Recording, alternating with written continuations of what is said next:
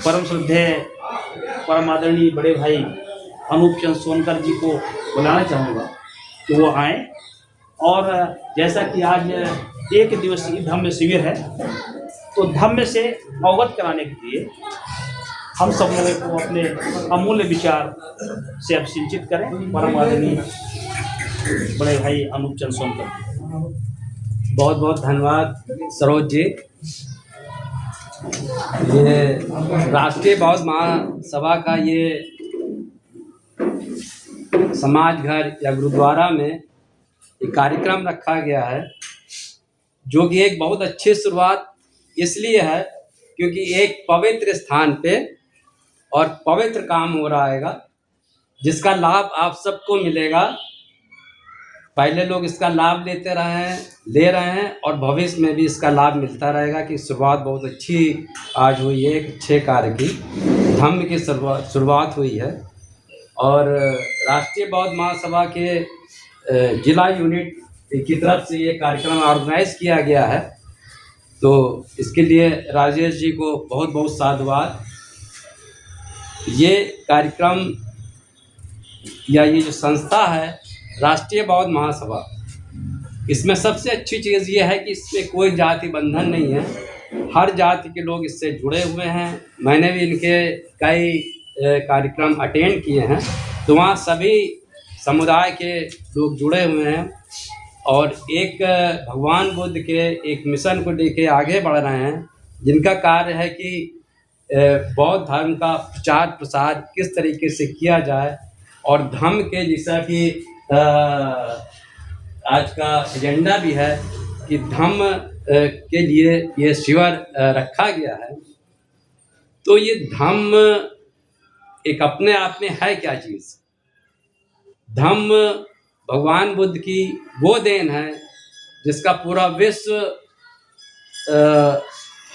इसके अनुयायी हैं, काफ़ी लोग अलग अलग देशों के, और उसका देके जो उसको मानता है उसको अपने व्यवहार में अपने जीवन में उतारता है। प्राकृतिक रूप को उन्होंने किस तरीके से डिफाइन किया और कैसे उसको अपने जीवन में उतारें और उसका लाभ लें। तो ये बहुत सी चीज़ें उन्होंने बहुत ही गहन के बाद कुछ चीज़ें बनाई जिसका लाभ सबको मिल रहा है। और ये थोड़ा सा गहन इस वजह से भी रहता है कि इसमें लोग इस चीज़ को समझने, उस पर अध्ययन तो बहुत ज़रूरी है करना। तो ये भगवान बुद्ध का जैसे ये धम्म शिविर है, तो धम्म देशना या बौद्ध धम्म का एक महत्वपूर्ण शब्द होता है। इसका अर्थ है बुद्ध के धम्म का उपदेश देना, समझना और जन जन तक पहुँचाना। धम्म देशना केवल प्रवचन नहीं है, बल्कि ये सही जीवन जीने का वैज्ञानिक और मानवीय पक्ष है। सुखो बुद्धस्य उपादो, जब संसार में कोई बुद्ध उत्पन्न होता है तो वो संसार के लिए बहुत बड़ा सुख का कारण बनता है। सुख सद्धम्म देशना, और जब धम्म का उपदेश दिया जाता है तो संसार के लिए ये बहुत बड़ा सुख होता है, जो वर्तमान में भी इसका लाभ मिलता है और भविष्य में भी इसका लाभ मिलता है। सुखो संगम सम्माग, और साधना करने वाले संघ को जब एकत्र होना होते हैं तब वे संघ कहलाता है। जैसे आप सब लोग एकत्र हुए हैं तो एक तरीके से संघ का ही ये रूप है, जहाँ पे संघ में सब बैठ करके एक दूसरे से, जहाँ पे कोई भेदभाव नहीं है, सब बराबर सामान्य रूप से रहते हैं और आपस में बैठ के मानव हित के लिए यहाँ पे कार्य करते हैं लोग, कि किस तरीके से मानव का हित हो सके। उसमें तो भगवान बुद्ध ने तो यहाँ तक कहा कि कैसे प्रकृति की सुरक्षा हो, कैसे संसार में जो जीव जंतु हैं उनको उनके प्रति किस तरीके की करुणा रखनी चाहिए, किस तरीके से मानव एक समान हो जिसमें कोई भेदभाव ना हो। तो इसी सब चीज़ों को ले करके ये धम्म की एक वो आधारशिला रखी गई, जो कि 2500 साल पहले रखी गई और आज भी वो कारगर है और भविष्य में भी कारगर बनी रहेगी। तो धम्म अपने आप में एक बहुत महत्वपूर्ण चीज़ है। तो इसको जब आप पढ़ेंगे, समझेंगे, तो इसके लाभ आपको मिलेंगे। इसी क्रम में जैसे विपස්සना, उन्होंने एक बहुत महत्वपूर्ण चीज़ उस समय याद करी कि विपස්සना से किस तरीके से अपने मन मस्तिष्क को शून्य करके, या आप 10 मिनट या 15 मिनट बैठते हैं तो आपके तमाम तरीके के तनाव और वो जो है दूर हो जाते हैं। आज तक इसे डिप्रेशन, आजकल आपको सुनने में मिल रहा होगा कि बहुत से लोग डिप्रेशन में आ जाते हैं, क्या है उसकी कोई दवा आज तक नहीं बनी है। डिप्रेशन आदमी एक जो है नशे की दवा इस तरीके की डॉक्टर दे देते हैं, लेकिन उससे कोई स्थायी लाभ नहीं होता है। लेकिन विपස්සना या मेडिटेशन एक ऐसी चीज़ है कि जो लोगों को तनाव से बचने के लिए करना चाहिए, और उससे एक नई ऊर्जा और स्फूर्ति मिलती है। तो बहुत सी ऐसी चीज़ें हैं जो भगवान बुद्ध ने इसमें सब बताई हैं, उनका बस आचरण करना, उसको अपने आचरण और व्यवहार में उसको लाना पड़ेगा। तो इस तरीके से इनका आप अगर धम्म का पालन करते हैं और धम्म का उपदेश सुनते हैं या लोगों को बताते हैं, तो इसका लाभ तभी आपको समझ में आएगा जब उसके प्रति आप जो है समर्पित भाव से कार्य करें। धम्म एक्चुअली है क्या चीज़? जैसे अभी कई साल पहले मैं यहाँ पे सारनाथ में गया था, वहाँ एक भंते जी मिले, तो ऐसे वार्तालाप होने लगी। तो वहाँ पे भगवान बुद्ध का जैसे ये शिविर लगा, तो इसी तरीके से वहाँ उन्होंने एक प्रवचन उनके चलते थे। तो उसमें जब वो 4-5 दिन का वो था कार्यक्रम, तो जब वो शुरू करते थे तो कार्यक्रम चला, उन्होंने प्रवचन दिया 2-3 घंटा। तो जब शाम होने लगती थी तब एक मजदूर आकर के वहाँ पे खड़ा होता था और वैसे ही कार्यक्रम समाप्ति हो जाता था। तो तथागत 3 दिन से वो देख रहे थे कि मजदूर आता है और खड़ा होता है, बिल्कुल शाम के समय आता है।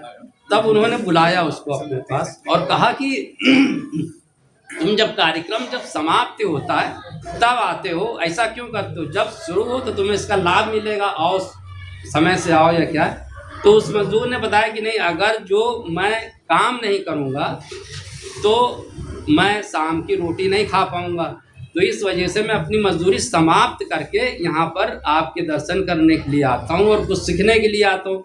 तो क्या दर्शन से कुछ नहीं होगा, आपको धम्म के विषय में कुछ सीखना पड़ेगा। तो क्या कहाँ रहते हो तुम? तो उसने कहा कि थोड़ी दूर पे मैं रहता हूँ। तो उन्होंने कहा ठीक है, मैं तुम्हारी कुटिया में आकर के मैं तुम्हें धम्म का ज्ञान दूंगा। तुम जब वहाँ से आओगे, खाना ना जब बना लोगे, तब मैं आऊँगा और तुम्हें जो है धम्म का ज्ञान दूंगा। तो उसी समय एक अपडेट था। तो उसने कहा कि जब ये मजदूर के वहाँ भगवान बुद्ध तथागत जो है जाके उसको धम्म ज्ञान देंगे, तो मैं भी अपने वहाँ बुला लूँ। तो उसने आके कहा भगवान बुद्ध से, तथागत से, कि आप हमारे वहाँ भी आइए, हमें घर पे धम्म दान दीजिए। तो उन्होंने कहा कि इसको तो मैं 1 घंटे में धम्म दान दे दूँगा या सिखा दूँगा, लेकिन आपको सिखाने के लिए मुझको कम से कम 6 महीना चाहिए। तो उसने कहा ऐसा क्या है, आप मतलब एक मजदूर है उसको आप 1 घंटे में सिखा दोगे और मुझको सिखाने के लिए आपको 6 महीना चाहिए, ये कैसे? तो उन्होंने कहा ऐसा है कि वो अभी बिल्कुल निर्मल और उसका हृदय किसी उससे कुलसित चीज़ों से बिल्कुल भरा नहीं हुआ है, बिल्कुल शुद्ध उसका हृदय है। और आप जिस उससे कर रहे हो, समझ गए कि ये खाली हमारा इस्तेमाल करना चाह रहा है। तो उन्होंने कहा कि आपके मस्तिष्क में जो चीज़ें भरी हुई हैं उसको निकालने के लिए मुझे 6 महीना चाहिए। धम्मदान तो मैं 1 घंटे में दे दूंगा। जो आपके मन में मस्तिष्क में जो चीज़ें पहले से भरी हुई हैं उसको हटाने के लिए मुझको समय इतना लगेगा, तो वो संभव नहीं है इतनी जल्दी आप यहीं पे आ करके सीखें। तो इससे 2 चीज़ें उभर के आती हैं कि हम लोगों को ऐसे लोगों से भी सावधान रहना चाहिए जो हमारा इस्तेमाल करें, और दूसरा धम्म के लिए एक जो लोग यहाँ पे नहीं आ पा रहे हैं, मैं राष्ट्रीय बौद्ध महासभा के सरोज जी से और राजेश जी से अनुरोध करूँगा कि ऐसी जगह पे जो मजबूरीवश यहाँ नहीं आ पा रहे हैं तो हमें उनके घर जाना पड़ेगा, उनके गली मोहल्लों में जाना पड़ेगा और वहाँ पे कार्यक्रम लगाए जाए, तो इससे धम्म का लाभ उनको दिया जा सकता है। और वो फिर इस तरीके से यही लोग नहीं, जितने भी संस्था से जुड़े हैं, ये एक तरीके से प्रशिक्षण शिविर के रूप में काम करें और यहाँ लोग धम्म सीखें, धम्म पे चर्चा करें और उसको फिर सीख करके और लोगों को धम्म का लाभ दें, बताएं, जिससे ये मानव का सबसे बड़ा कल्याण है। किस तरीके से अपने जीवन को ये धम्म के अनुसार आचरण करें, जिससे कि उनको लाभ मिले और किसी भी अंधविश्वास, पाखंड और इन चीज़ों से दूर करें और स्वास्थ्य का लाभ दें। यही सारी चीज़ें धम्म के अंदर बताई गई हैं। और इसके लिए धम्म पद की एक किताब आती है, वो बहुत उसमें भगवान बुद्ध के जो है धम्म से संबंधित जितने पद हैं उसमें वो लिखे गए हैं शुद्ध, उसमें उसको आप लोग अध्ययन करें। सभी लोग पढ़े लिखे हैं, सब लोग पढ़ते भी होंगे, ऐसा नहीं कि मैं ही जान रहा हूँ, आप सब लोग समझदार हैं, पढ़ रहे होंगे। तो उसका लाभ देने के लिए आपको थोड़ा पढ़ के और उसको शिविरों में जा कर के या ऐसे कार्यक्रमों में जा कर के अपने उनको जो है बताएं और ऐसे लोगों को ज़रूर मदद करें जो कि इस चीज़ को नहीं समझ पा रहे हैं या यहाँ तक नहीं पहुँच पा रहे हैं, तो उनको अज्ञानवश वो अंधविश्वास, पाखंड और तमाम ऐसे चीज़ें जिसमें फंसे हैं, उससे उनका कोई भला नहीं होगा।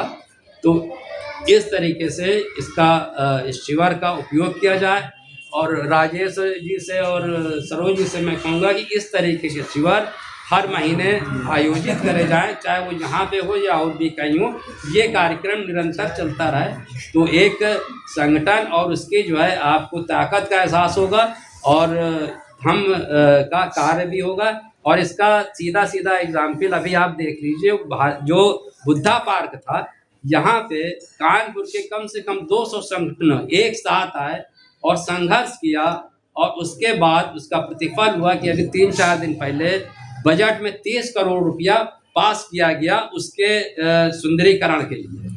तो ये एक संघ की या एक संगठनों की ताकत थी जो सब ने दिखाया और सब लोगों ने उसको जो है सराहा और वो कार्य अब चलेगा। और वैसे तो आप लोगों को भी पता होगा कि हर संडे वाले दिन सुबह वहाँ पे बुद्धा पार्क में लोग जाके साफ सफाई का काम कर रहे हैं। तो ये संघ की ही जो है एक तरीके से जीत हुई है, संगठन की ही जीत हुई है। तो हमें हर तरीके से संगठित होकर के बाबा साहब और भगवान बुद्ध के रास्ते पर चलते हुए अपने कार्य को आगे बढ़ाएंगे। मतलब इन्हीं शब्दों के साथ मैं अपनी वाणी को विराम देता हूँ। बहुत बहुत साधुवाद। ऐसा कि अभी अनूप सर ने कहा कि इस कहानी के माध्यम से ये पता लगता है कि जब हम निर्मल स्वभाव है, हमारा बौद्ध धर्म भी ऐसा है कि जब हम अपने सारे विकारों को दूर कर दें तो हम बौद्धिस्ट हो गए। प्रकृति क्या करती है? प्रकृति पे आधारित ये हमारा धर्म है। धर्म नहीं, हम लोग ज़्यादातर गलती कर जाते हैं, धर्म कहते हैं। धम्म पाली भाषा में जो कहा गया धम्म है, तो ये बौद्ध धम्म जो है हमारा, वो कैसा है? प्रकृति की जैसा। प्रकृति क्या है? प्रकृति में जो चीज़ें हैं हमारे जीवन के लिए उपयोगी है। जैसा कि कहा गया है कि इस शरीर को चलाने के लिए 4 बेसिक तत्वों की जरूरत है। उन तत्वों के उपस्थिति में, उन तत्वों के एक विशेष अनुपात में मिलने के बाद जो इसमें चेतना आती है, उसी को हमारा जो धम्म कहता है वो चेतना कहता है। कोई उसी को आत्मा कहता है, तो कोई उसी को और भी कुछ भगवान, ईश्वर, अल्लाह, खुदा ताला कुछ भी कहता है। तो उन 4 तत्वों के सहयोग के बिना 5वां उपस्थित हो ही नहीं सकता। तो जब हम निर्मल हो जाएंगे, कैसे हो जाएंगे कि विकारों से विहीन हो जाएंगे, तो आप निश्चित रूप से बौद्धिस्ट होंगे। विकार क्या है? तत्व क्या है? हमें टेम्परेचर मिलता है, ऑक्सीजन हमारे पास है, ऑक्सीजन प्रकृति से मिलती है। तो छित जल पावक गगन समीरा, पांच तत्व मिल बना शरीरा। जो ये बात कही गई है तो उन मूल तत्वों को ध्यान में रखते हुए तो हम क्या है अभी तक 30-40 साल की उम्र तक, 50 साल की उम्र तक सांसारिक ज्ञान से ओतप्रोत हो गए हैं। तो उस पर आवरण हो गया, उस आवरण को हटाना है। जैसे अभी कहा गया कि हम मेडिटेशन की बात करें, वो एक स्थिति है, वो कोई सिद्धि नहीं है, स्थिति है। जब आप अपने विचारों को शून्य कर दें, विचार शून्य होने का मतलब क्या है कि अपने मन स्थिति को कंट्रोल कर लें, आप अपने मन के विकार जो है उनको रोक दें, इंद्रियों को वश में कर लें। इंद्रियों को वश में करने का मतलब क्या है कि आपकी इच्छाओं को मृत कर दें। लेकिन ये बहुत आसान काम नहीं है, बहुत मुश्किल है, लेकिन उसको किया जाए तो नामुमकिन भी नहीं है। मैंने लगभग मेडिटेशन के 3-4-5 क्लास लिए और एक मैं कहानी मुझे याद आती है कि जैसे कहा जाता था कबीर साहब के बारे में कि मश कागज शियो नहीं, कलम गही नहीं हाथ। वो बात मैं यथार्थ बता रहा हूँ अपने जीवन में कि जब मैं 7 दिन का 10 दिन का शिविर लेने गया, वहाँ पर कागज, पेन, कलम और मोबाइल सारी चीजें पूरी तरह से कट ऑफ कर दी जाती है। आपका शरीर और आपके कपड़े हो सकते हैं, इसके अलावा आप सामने बैठे हैं, मैं आपके सामने हूँ, एक दूसरे को नजर से देख नहीं सकते। ये साधना है। इस साधना को हम लोग कहा जाता है सम्यक दृष्टि, सम्यक वाणी और सम्यक आजीविका। और सम्यक तरीके से जब रहते हैं तो मात्र मैं 10 दिन के कैंप में ऐसा हो गया कि मुझे कुछ ऐसी चीजें आने लगी कि मुझे लिखना चाहिए। जब मेरे पास लिखने को कुछ नहीं है, वो विचार लगातार 4 दिन के बाद चलता रहा। और जब मैं वहां से जिस दिन निकला तो सबसे पहले मुझे एक इतना बड़ा पन्नी मिल गई, कागज मिल गया, तो मैंने उसमें लिखा 10 श्लोक लिखे हैं, 10 मतलब पूरा क्रमबद्ध तरीके से लिखा है। लेकिन मुझे खुद नहीं पता है कि उसमें त्रुटि क्या है। यदि मैं हर तरह से जांचता हूँ तो जांचने में भी सारे साहित्य का सारा सिस्टम उसमें लागू है और वो सब धम्म की बातें हैं, उनको मैंने संकलित किया है। 10 ऐसे हमारे पास दोहे संकलित हुए हैं जो उस 10 दिन के शिविर में मुझे मिले। हमारा कहने का मतलब है कि जो ये बात कही गई है वो 100% सही है। बिना पढ़े लिखे लोग भी उस ज्ञान को प्राप्त करते चले आए हैं और कर सकते हैं।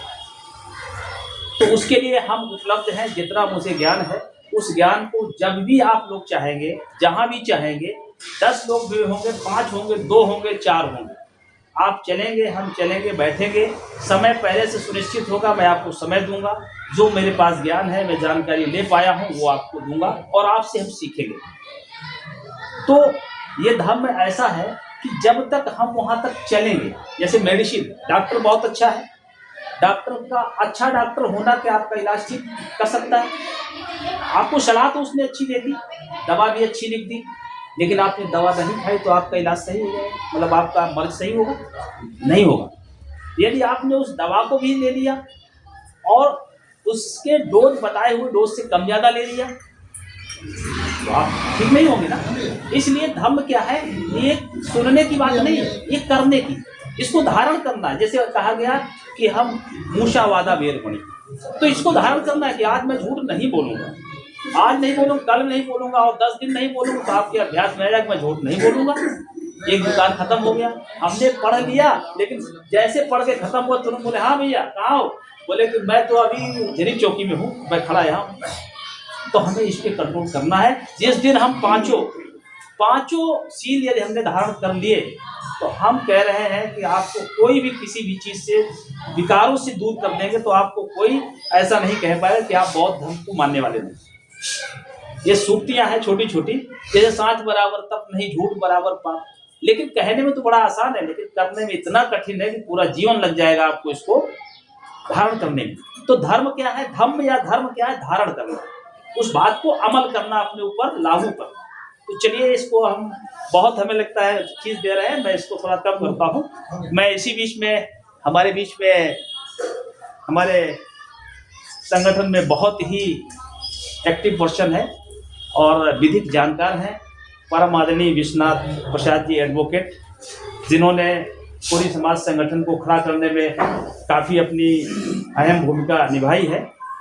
वो आएंगे और अपने विचारों से हम सब लोगों को अभिभूत कराएंगे। परम श्रद्धेय एडवोकेट विश्वनाथ प्रसाद जी। मैं सबसे पहले इस समाज घर को और समाज घर को जो नींव डालने वाले संत करोड़ीमल साहब को मैं श्रद्धासुमन अर्पित करता हूँ और नमन वंदन करता हूँ।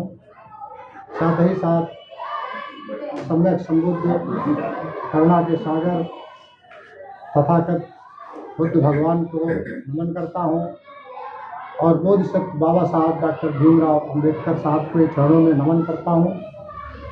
साथ ही आप सभी लोगों को भी मैं बहुत बहुत वंदन अभिनंदन करता हूँ कि ऐसी भीषण सर्दी में आप सब लोग यहाँ अपना बहुमूल्य समय लेकर आए हैं और यहाँ पर अपना अनमोल समय दे रहे हैं। आप लोगों को भी कोटि कोटि बार वंदन अभिनंदन। जैसा कि ये राष्ट्रीय बौद्ध महासभा उत्तर प्रदेश का ये एक दिवसीय जिला स्तरीय धम्म शिविर का आयोजन कानपुर जिला इकाई के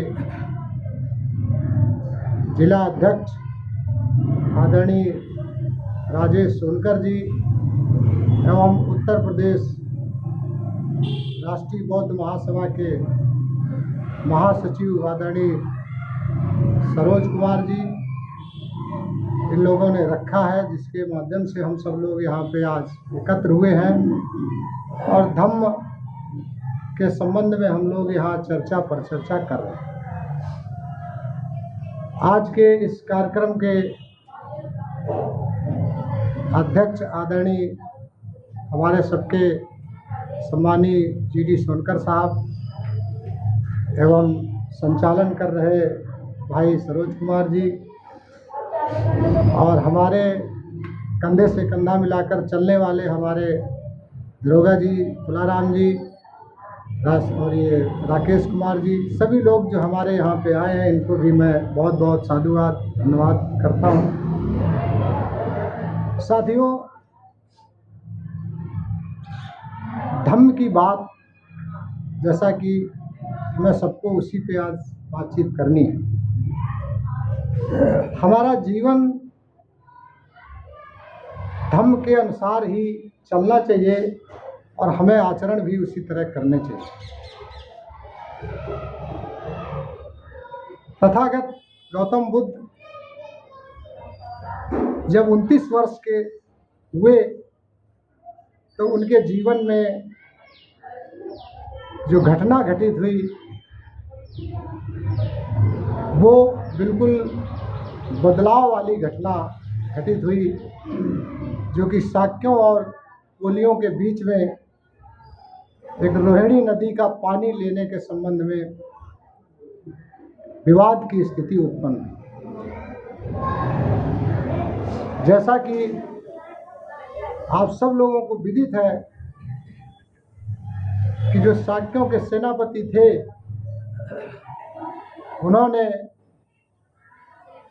एक सभा करी और उसमें प्रस्ताव रखा कि हमारे साथ जो कोलियों ने ज्यादती करी है और हमारे साथ जो विद्रोह की स्थिति पैदा की है, उसका हम सब लोग मिलकर क्यों ना बदला लें और इनको सबक सिखाएं। वहाँ पर जब सभा में ये बातचीत हो रही थी तो सेनापति की बातों का जो वहाँ सभा में बैठे सभी लोग थे, उन सब लोगों ने पूर्णतः जो है सहमति जताई, लेकिन तथागत भगवान बुद्ध ने वहाँ पर असहमति जताते हुए और कहा कि नहीं, हम इस तरह से जो है हमारे सगी संबंधियों के साथ में लड़ाई और झगड़ा करके शायद हमें लगता है कुछ हासिल नहीं कर पाए। और जब ये विद्रोह की स्थिति में उन्होंने ऐसी बात कही तो हमें लगता है कि शाक्यों के सेनापति जो थे उनको बहुत बुरा लगा और उन्होंने कहा कि ये नियमों के विपरीत है। साथियों, वहीं से भगवान बुद्ध का जो धम्म था, हमें लगता है वहीं से उनकी शुरुआत हो चुकी थी। और जब उन्होंने असहमति जताई तो उनका जो 3-4 नियम थे कि अगर आप संघ के साथ में, शाक्यों के सेनापति के साथ में जो नियम है कि आप साथ नहीं देते हैं तो या तो आपको फांसी की सज़ा होगी, या देश निकाला होगा, या आपके सगे संबंधियों की, परिवार की जो खेती है वो सब जब्ती की जाएगी। इस तरह के तमाम नियम थे। भगवान बुद्ध ने कहा कि ऐसा है कि खेती जब्ती करोगे तो हमारे परिवार को निर्दोष होते हुए भी उनको पीड़ा सहन करनी पड़ेगी। उनका इसमें कोई दोष नहीं है, क्योंकि दोष हमारा है और हम आपके इस जो सहमति बन रही उसमें हम असहमति जता रहे हैं और हम उसके दोषी हैं, तो क्यों ना हमको फांसी और देश निकाला कर दो। साथियों, वहीं से शुरुआत होती है और वो वहाँ से निकलते हैं और फिर वहाँ से जा कर के पास में ही एक भारद्वाज जो संत होते हैं वहाँ पे वो परिव्राजक बनते हैं और वहाँ से अपना कपड़े चेंज करके और फिर वहाँ से निकल पड़ते हैं। हालांकि साथ में उनको विदा करने के लिए जो राजा शुद्धोधन के एक छन्न करके एक जो वो थे, उनके यहाँ रहते थे और कंथक घोड़ा था, उसको ले करके वो विदा करने जाते हैं और काफ़ी दूर तक जाते हैं और बहुत लोग जाते हैं, लेकिन वो और आगे तक जाते हैं छन्न और कंथक को लेकर के। वो बहुत विनय और वो सब करते हैं, लेकिन वो नहीं मानते हैं और वो चले जाते हैं। कहने का अर्थ ये है साथियों कि वो जो तय कर लिया था उन्होंने कि नहीं, अब हमको जो है जाना ही है। तो इसके पहले की एक और घटना है, जब वो जाने के लिए तैयार होते हैं तो वो पिताजी के पास जाते हैं, उनको भी बताते हैं कि ऐसी ऐसी बातें हुई हैं संघ में और हम जो है अपने निर्णय पे अडिग हैं, हम जा रहे हैं। लेकिन हमें एक घटना जो बड़ी मतलब हमारे हृदय को बड़ा जो है मतलब प्रेरित करती है, वो ये घटना है कि वो जब माता से, प्रजापति गौतमी से और शुद्धोधन से मिलने के बाद जब वो यशोधरा के पास जाते तो यशोधरा के बच्चा भी था राहुल। तो वो जाते हैं जब, तो उनसे कहते हैं कि आप, शायद आपने सुना हो, वो खड़े रहते हैं, मौन खड़े रहते हैं। तो वो कहती हैं कि नहीं, मैंने आपका सारा निर्णय सुन लिया, जो चीज़ें हुई हैं सभा में मैंने सुन ली, मुझे सब पता चल गई। उन्होंने कहा है कि अगर मैं होती वहाँ पे और मेरे सामने ये स्थिति होती तो मैं भी वही निर्णय करती, वही निर्णय लेती जो आपने लिया। ये सुनकर भगवान बुद्ध को बड़ा गर्व होता है और वो कहते हैं कि कितना मतलब धैर्य और कितना जो है संतोष है आपके अंदर कि आपने हमें जो है ऐसे नहीं कि आप मूर्छित होकर के गिर पड़ती ये सुन करके कि मैं जो है यहाँ से जा रहा हूँ, आपको छोड़ के जा रहा हूँ। तो उन्होंने कहा नहीं, मैं अगर होती उस जगह मैं भी यही सोचती, आप जाएं और मानव कल्याण के लिए आप एक ऐसा पथ तैयार करें, आप एक ऐसा पथ बनाएं जिससे पूरा समाज, पूरा देश, दुनिया उसके लिए जो है एक आप नया पथ तैयार करके मानव कल्याण के लिए कल्याणकारी एक उपदेश दें, जिससे जीवन सबका सुदृढ़ हो, सबका जीवन जो है अच्छा हो। तो साथियों, वो वहाँ से जब निकल जाते हैं तो वो बेचारी अपना जो है रहती हैं और बच्चे के साथ रहती हैं। वो चले आते हैं आगे बहुत सी कहानियाँ हैं, आप सभी लोगों ने पढ़ी होंगी। बाद में जब वो चले आते हैं तो बाद में जो रोहिणी नदी के संबंध में जो विद्रोह दोनों शाक्यों और कोलियों के बीच में होने का तैयारी चल रही थी, वो फिर वहाँ परिषद बन जाते हैं दोनों आपस में मेल जोल करके, और वो युद्ध नहीं होता है। ये चीज़ें बाद में भगवान बुद्ध को पता भी चलती हैं, लेकिन वो अपने फैसले से अडिग रहते हैं और वो आगे ही बढ़ते रहते हैं, और हम सब लोगों को फिर बहुत बड़ा उपदेश दे करके गए। आज जिसकी हम सब लोग धम्म की चर्चा कर रहे हैं, और हम लोग शायद अगर धम्म के जो पंचशील हैं उसको अपना लें तो वास्तव में हमारा जीवन सही हो जाए, सरल हो जाए, और हम लोग भी जो है अच्छे जीवन की तरफ अग्रसर हो जाए। साथियों, और ज़्यादा कुछ ना कहते हुए मैं यही कहूँगा कि भगवान बुद्ध के बताए हुए रास्ते पे हमें सबको चलना है और अपने जीवन को सफल बनाना है, तभी हमारा जीवन अच्छा होगा, सही होगा। साथियों, हम अभी लास्ट 23 नवंबर को हमारे कोरी समाज संगठन ने वीरांगना झलकारी बाई जी की जयंती का कार्यक्रम किया था। उसमें हम लोग कुछ लोगों को सम्मानित करने के लिए व्यवस्था किए हैं, और हमारे वो साथी यहाँ 1-2 लोग आए हुए हैं। मैं चाहता हूँ कि हमारी टीम के साथी आदरणीय आज के अध्यक्ष, अभी नहीं, बाद में करेंगे, करा देंगे। अच्छा। तो साथियों, एक चीज़ और कहना चाहेंगे कि जैसे हमने अभी वीरांगना झलकारी बाई जी की जयंती मनाई, 1857 की क्रांति जो हुई वो अंग्रेजों को भगाने का उद्देश्य किसका था, वो किसको जो है खल रहे थे या परेशान कर रहे थे, हमें आपको नहीं कर रहे। ये जो अंग्रेजों का डर, अंग्रेजों के नियम जो सताने लगे या परेशान करने लगे, वो हमें और आपको नहीं कर रहे।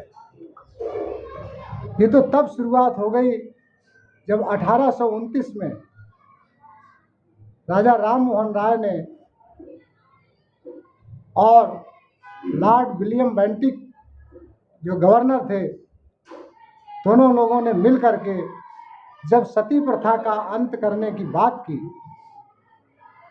जब सती प्रथा की अंत करने की बात करी और उस नियम को ख़त्म कराया कि सती प्रथा आज से 1829 में जब ख़त्म हुआ, तो धीरे धीरे वो चीज़ें इन मनुवादियों को परेशान करने लगी कि अब जो ये हमारे स्मृति वाले जो याज्ञवल्क्य और मनु स्मृति वाले जो नियम थे, उन पे कहीं ना कहीं अंग्रेज अब चोट पहुंचाना शुरू कर दिए। ये इसलिए बता रहा हूँ कि अंग्रेज हमारे लिए अच्छा करने वाले थे और कर रहे थे, हमें बराबरी का दर्जा दे रहे थे। वो देख रहे थे कि यहाँ मनुष्यों का भी जीवन जानवरों से गया गुजरा है, तो क्यों ना इनको बराबरी के स्थान पे लाने का काम किया जाए। तो जब सती प्रथा का, और सती प्रथा क्यों होता था, वो तो होता ही था क्योंकि 9 साल की लड़की का विवाह 45-50 साल के लड़के के साथ किया जाता था, और जब वो 15 साल लड़की का होता था तो वो 20 साल की होती थी, 21 साल की होती थी, तब वो पुरुष हो जाता था 65-70 का। तो स्वाभाविक है कि वो मरता था और इधर 20 साल की लड़की विधवा हो जाती थी, तो वो जो है सती की स्थिति में उसको जाना ही पड़ता था। 1829 में जब राजा राम मोहन राय और लॉर्ड विलियम बेंटिक ने सती प्रथा का अंत किया, उसके बाद फिर शुरू हुआ कि 1848 के आसपास ईश्वरचंद्र विद्यासागर ने विधवा विवाह का शुरुआत करी। कहने का मतलब ये है कि जो विधवा विवाह और जो हमारे लिए एक केशव कर्वे थे, जिन्होंने यूनिवर्सिटी एससीओ के लिए खोलना शुरू कर दिया। ज्योतिबा फूले साहब ने, माता सावित्रीबाई फूले ने, ऐसे महापुरुषों ने जब हमारे बच्चों के लिए, महिलाओं के लिए शिक्षा के दरवाजे खोलने शुरू कर दिए, बनाने शुरू कर दिए, उसमें अंग्रेज़ों का सहयोग मिलना शुरू हो गया, जिनकी सहमति से, सहयोग से हमारे समाज को शिक्षा मिलनी शुरू हो गई। तभी से इनको ये पचने नहीं लगा कि अब जो है कहीं न कहीं अंग्रेज़ हमारे लिए घातक हो रहे हैं।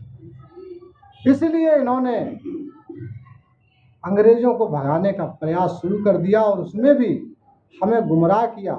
आहुति किसकी हुई? आहुति तो हमारी आपकी हुई। हमें गुमराह किया। वीरांगना झलकारी बाई जी की शहीद हुई, उदा देवी पासी शहीद हुई, बिजली पासी जैसे लोग और तमाम महापुरुष जो थे वो SC ST OBC के लोग थे जो शहीद हुए। इनका कहीं शहीद होने में नाम नहीं है। आप देखिए, तो हमें बहुत समझने और विचार करने की ज़रूरत है। आज भी वो समय है, आज भी समय यही चल रहा है कि हम लोग देखते हैं गांव में कि SIR के जो फार्म भरे गए उसमें हमारा समाज गरीब है। वो कहता है फार्म आया और फार्म वो कहाँ पड़ा रहा, 3-4 बार डेटें बढ़ी और घटी, लेकिन उसको समय नहीं था, उन्होंने उस पर ध्यान नहीं दिया। बाबा साहब ने हमें मत का अधिकार दिया, वोट का अधिकार दिया, और आज वो वोट का अधिकार उस गरीब व्यक्ति से छीना जा रहा और छीन भी गया। आप कल के पेपर में देखिए 2,69,00,000 वोट अपने यूपी में कट गए, ये पेपर में दिया गया। वो हमें जो वोट का अधिकार बाबा साहब ने दिया था कि एक निचले तबके का व्यक्ति, उसका भी एक वोट की उतनी कीमत, और एक जो राष्ट्रपति है उसके भी वोट की एक कीमत जो बाबा साहब ने दिया था हमें, आज वो वोट का अधिकार बहुत गरीब लोगों का, बहुत लोगों का ख़त्म हो रहा है। साथियों, सोचने की और विचार करने की बात यह है कि हम जागरूक नहीं हो रहे हैं, और जागरूक नहीं होंगे तो हम पिछड़ जाएंगे, और पिछड़ जाएंगे तो हम फिर गुलामी की जंजीरों में जकड़ जाएंगे। ये देख लेना चाहें। आज हम सब लोग, विपक्षी लोग, हमारी जो पार्टियां हैं वो कहती EVM से चुनाव कराओ, EVM से चुनाव कराओ, EVM से चुनाव बंद करो और बैलेट पेपर से चुनाव कराओ। लेकिन जब बैलेट पेपर भी होगा, जब हमारा वोट ही नहीं होगा, तो बैलेट पेपर में वोट कौन देगा जाके? बैलेट पेपर से करा लो, चाहे जिससे करा लो। फिर तो भैया जब आपके पास वो हथियार ही नहीं है तो आप जंग लड़ोगे कैसे? तो इसका मतलब ये है कि हमें सबको जागरूक होने की ज़रूरत है, और मोहल्ले में और लोगों को जागरूक करने की ज़रूरत है। राष्ट्रीय बौद्ध महासभा जो ये शिविर चला रही है, उसका भी उद्देश्य यही है कि हम सब लोग जागरूक हों और अपने समाज के लोगों को जागरूक करें, तभी हमारा विकास होगा, तभी हम लोग आगे बढ़ पाएंगे। नहीं तो हम लोगों का जो है फिर समय हमें लगता है कि खराब दौर में आने वाला। तो बातें बहुत हो गई और अब हम अपनी बात ख़त्म करेंगे यही कहते हुए कि सदगुरु कबीर साहब ने कहा है कि एक बूंद एकै मल मूतर। हम सभी के लिए कहते हैं कि उन्होंने कहा है कि एक बूंद एकै मल मूतर, एक चाम एक बूदा, एकई जाति से सबई उपजा, तो ब्राह्मण को सूदा। साथियों, आप लोगों ने हमें सुना और हमसे शायद जो भी चीज़ों में कहीं कुछ गलतियां हुई हों उसके लिए माफ़ी चाहता हूं, और अपनी बात इसी के साथ समाप्त करता हूं। एक बार सभी लोगों को बहुत बहुत साधुवाद। जय भीम, नमो बुद्धाय, साई बंधु।